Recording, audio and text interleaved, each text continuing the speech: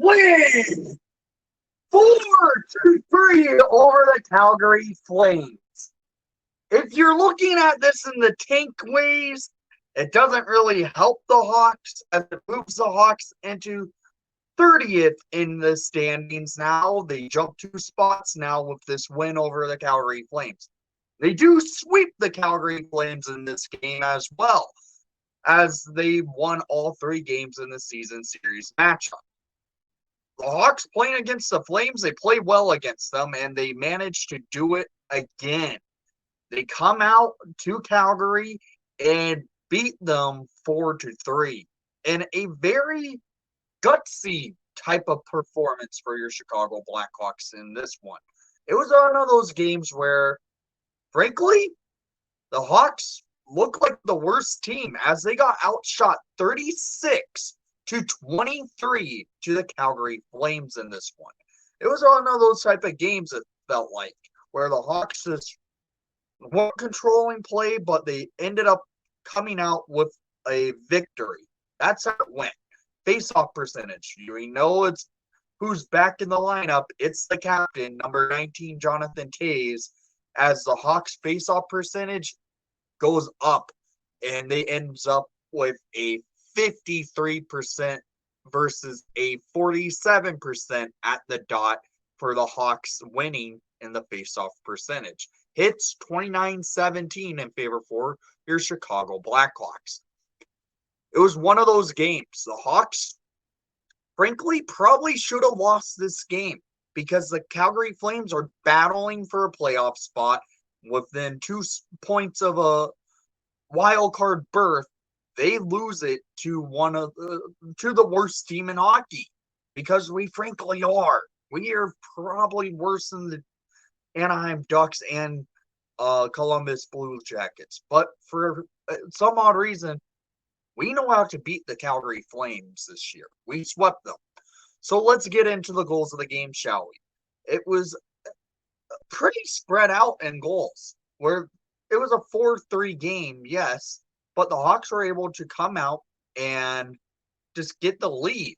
And it comes 5 minutes into play at 5:09 in the first period, scored by number 89, Andreas Athanasiou. His first of the night, 17th of the season, assisted by number 27, Lucas Reichel, and number 19, Jonathan Toews, to get the Hawks on the board first early in play.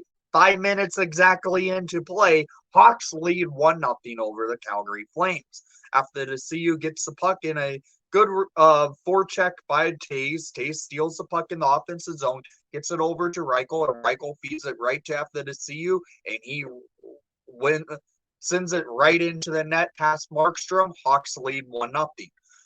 5 minutes later, though, the Flames were buzzing. Well, frankly, the Flames were buzzing from out of the gates. They were moving the puck well, getting opportunities off on Mrazek. And, well, they get on the board.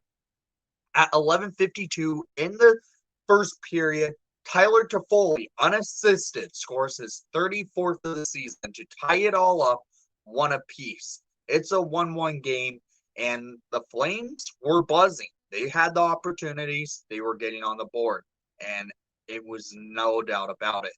As the Hawks lose control in the defensive zone and trying to clear it with Seth Jones, and then Toffoli gets the puck and he beats Mrazek. It's 1-1. And then the Hawks were able to battle back and get the lead back. At 19:22 in the first period, scored by number 16, Jujhar Khaira.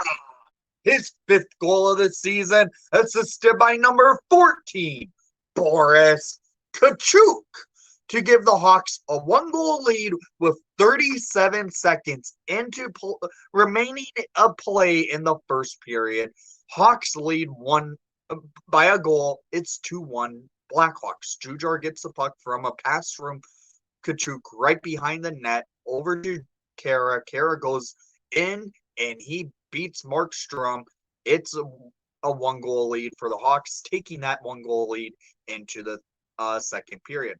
Hawks on a penalty kill to go into second period of play, as Reichel was called with a trip at 30 seconds remaining in the first period. So the Hawks go onto a PK and kill off the 30 seconds in the first period. They go into the second period and they kill it off. And it was all Calgary in the second period of play, as frankly, the Hawks had nothing going for themselves in the second period, where the Flames were just buzzing. They were trying everything to pepper it past Mrazek. And well, they get one goal, and it comes midway through the second period.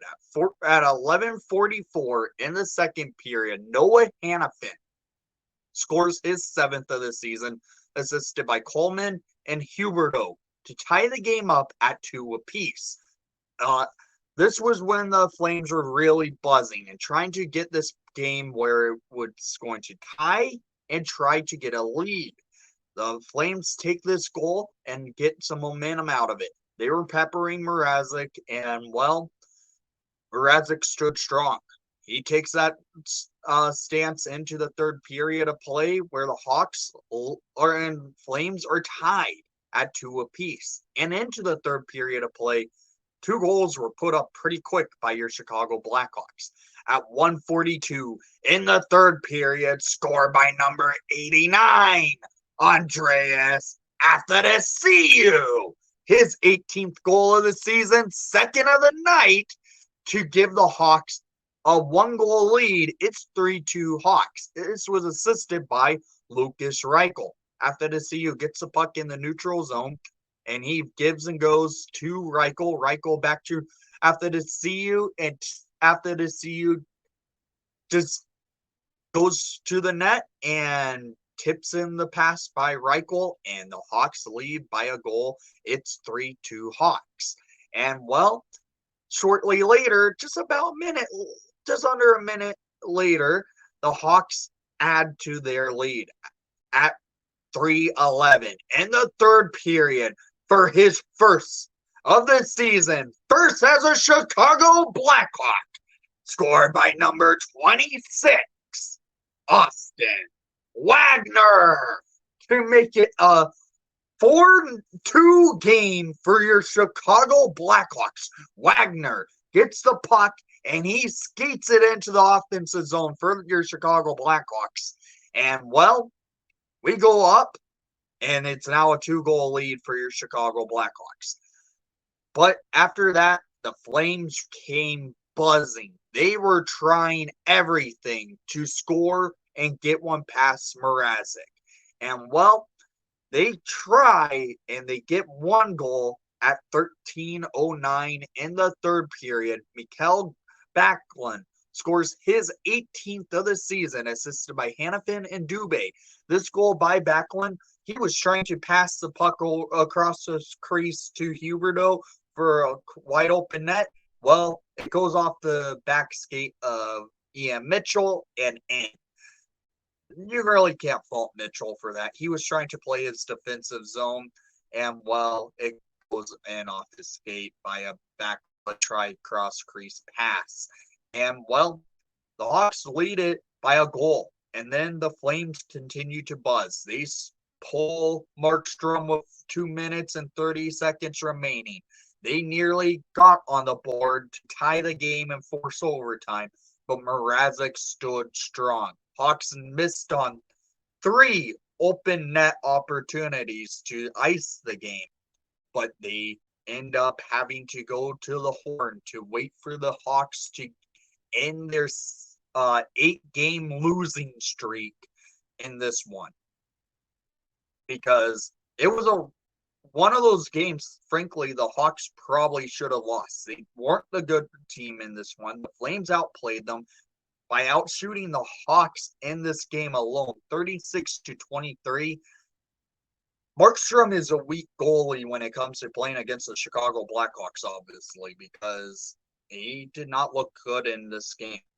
Down in the comments down below, I want to hear what your thoughts were on tonight's action, and thank you for watching the broadcast. Please leave a like and subscribe if you haven't done so already. And most of all, don't blame the Cinder because the what I'm doing, because I'm just telling you the results, because I know we're in the battle for Bedard and it's a close standings. The Hawks, uh, Ducks, and Jackets all having the same amount of points at 56 in the standings.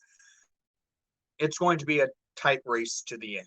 So down in the comments down below, I want to hear what your thoughts were on tonight's action. And please, make sure to leave a like and subscribe, because we are on the goal to trying to reach 1,000 subscribers by the end of the season. There's 5 games remaining. If we can hit 1,000 subscribers, it would be amazing. As we sit right now, we're at 921. That is only 79 subscribers away from hitting the goal. Let's try and do it. And thank you again. And let's go Hawks.